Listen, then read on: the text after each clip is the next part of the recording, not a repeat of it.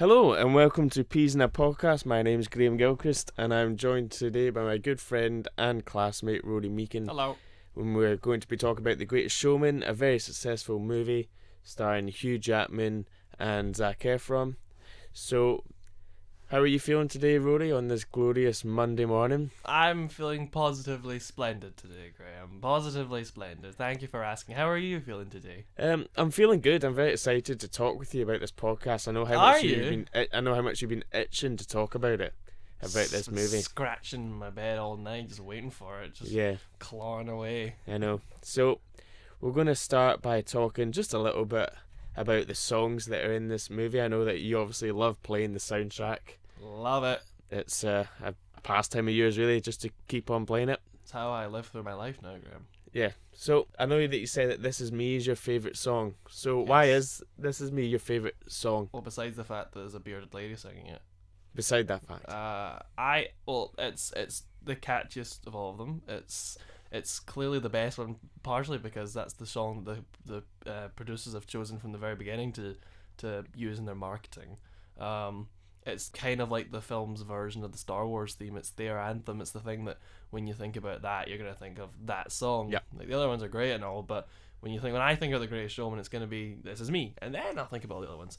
Like when you think of Star Wars, you think of that opening crawl and the theme. You don't think of Yeah, totally. other stuff. Yeah. What's your favorite one, Graham?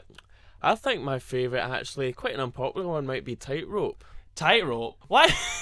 Why the fuck is Tightrope your favorite one? Of all of them, is the most generic and simple one. Why is that your favorite one? I don't know. I think I just when I think about the song, I just What, I don't know. I Tightrope? think about her singing it. Yeah, I Tightrope. thought your favorite one would have been the one that got you crying in the middle of it. Yeah, never enough. Or- Yeah, that was good, but I think that was So just you like in chose the the moment. song that didn't make you cry over the one that did. Well, it didn't make me cry. made you almost wanna cried. cry. It made me want to. Right. So why didn't you choose the one that was about the crying? I Like, think that was just in the moment that I thought about and knowing the that crying. song, what the song is that you're talking about, even I would say I'd probably go for that one. Yeah, but I don't know. I just What's kind of wrong liked with Tightrope. you? And then obviously the opening one, which was good, and then they sort of tricked us because they cut off halfway through and then came up the at the opening very one end. that's technically the beginning song and the end song, which I kind of like that concept. Yeah, but I like thought that. This Is Me would have been a good one just at the very end, just to kick it off. Do you know Well, what? This is me would have been a nice one, but I think in the context of where This Is Me happens, it kind of makes sense. I could imagine that song. To be fair, if you look at any of the sequences where that song is where the songs are played, you could actually make an argument This Is Me works for all of them. Like Yeah. This Is Me works for the opening theme. Like when you look at all of them, because every single song is basically a variation of "This is who I am. This is why you should do this." Yeah.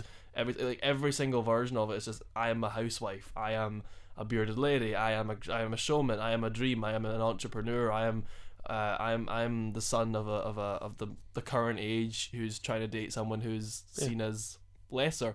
It's all about that's why I chose This Is Me, because if you look at it, it's the concept of basically every single meaning in the film. Yeah, and Yeah. I suppose "Come Alive" was a good one as well. Because Come Alive that is a great one. that really brought everything together, didn't it? Come Alive was actually the one, like, This Is Me, I'll say this Is Me was a song that I prefer the most, but in terms of, like, in the moment watching the film, Come Alive was the one that got me the most. Yeah. I like The Greatest Showman got me, or The Greatest Show got me excited to start off the film, and then I was like, yeah, at the very end of it. But in terms of, like, songs that in the moment work best for me, I think Yeah, I know what you mean. was Come Alive. Because what the film has as an advantage that you don't have in the soundtrack, which is why This Is Me was my favourite song, but in terms of visuals, the film has the advantage of showing images that can affect you, and I suppose you probably got affected by the images in the song that made you cry. What was it? Never Enough. Never Something enough. like that. Never made me cry, but I was very. I had a You're tear. you're I at a definitely tear. had ready Well, to come out. I had an almost like excited tear in my eye when I heard the Come Alive one, because Yeah. you saw the It really kicked off the movie, it didn't did it? kick off the movie. You saw the I don't want to say freaks, but that's what. Yeah, that's what they were called the back freak in the- show. yeah. You see them, they're all scared, and then they build up this moment. Hugh Jackman's talking them all into it. Yeah. They all start to give into it, and then this big flood of differentiation just comes in, takes over, and that's a Yeah. great song. And obviously, a big talking point in this movie was Hugh Jackman's retired from being Wolverine now, so it's kind of this is his movie that he's used just to like just as sort of like a dream for him come true. And this was a passion project, wasn't it? Yeah, it really was. This to me, this film just feels like therapy for anybody that watched Logan, who just like has broken their heart, and they're watching The Greatest Showman. Yeah. So what did you think of the characters in the movie? Or Zac Efron in it. We got Zendaya that's in it. Michelle Williams. Who was your favourite character? Was it Hugh Jackman's? Do you know what? Hugh Jackman was my favourite character because every time I looked at him, all I saw was Hugh Jackman, or I saw Hugh Jackman in the 18th century, but he wasn't a bad character because I felt the film shot themselves in the foot marketing wise for making it P.T. Barnum. They should have just made him some original character. But my favourite character, partially because of the song that they have and because of the actual character, is the bearded lady.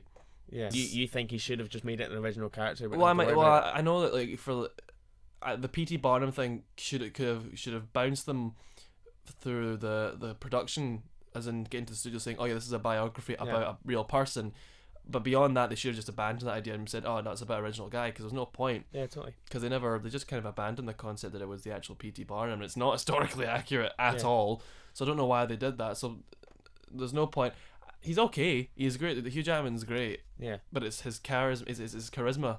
It's his charisma that really carries him through it. It's not his actual character, because if you actually describe what's P.T. Barnum's character, you kind of go, he's optimistic. Yeah. And I kind of forgot how young Hugh Jackman looks after watching Logan. Oh, he looks amazing. He actually is. He looks fantastic. He's like, 40 or something? Yeah. He's great. Yeah, he's brilliant. He's terrific. But no, the bearded lady was... Don't get me wrong, Zac Efron's character was fairly decent. He was one of the few guys that actually had a pretty decent arc, you know. That's like, everybody has an arc. But no, the bearded lady, I feel like, has the biggest. Yeah. Because when we see her visually, on the visuals, she has the biggest one, because Hugh Jackman from the very beginning has always been this outspoken, out there kind of guy. But the bearded lady, we literally see her hiding behind something. She's hiding behind shade. She's hiding behind her disfigurement. And then the last we see of her, she's literally the center stage in this big show with the spotlights on her. She's literally made the biggest jump. What about you? Yeah, well, I thought Zac Efron's character was really good. I thought the casting was done amazingly. I like how they didn't like to pick the people that were, you know, the most glamorous people in Hollywood. They chose actors that maybe you didn't really know. They chose the actors that were the most glamorous people in Hollywood and are no longer there. Yeah. It's a good cast. It's a really good cast. It was really good. It's a very modern day version of them, though, as in, like, you know, let's not be historical. Going back to what you said about the historical accuracy, it's not really historically accurate. It's more just this is the Hollywood fantasy version of these people. Like, well, Rory, thanks so much for joining me, and thanks to all of you at home who are listening. So thanks for talking about the movie. Stay tuned for the next podcast when I'll be joined by Rory again, and we will be reviewing and talking about the Spider-Man Homecoming. So goodbye for now, and tune in next time.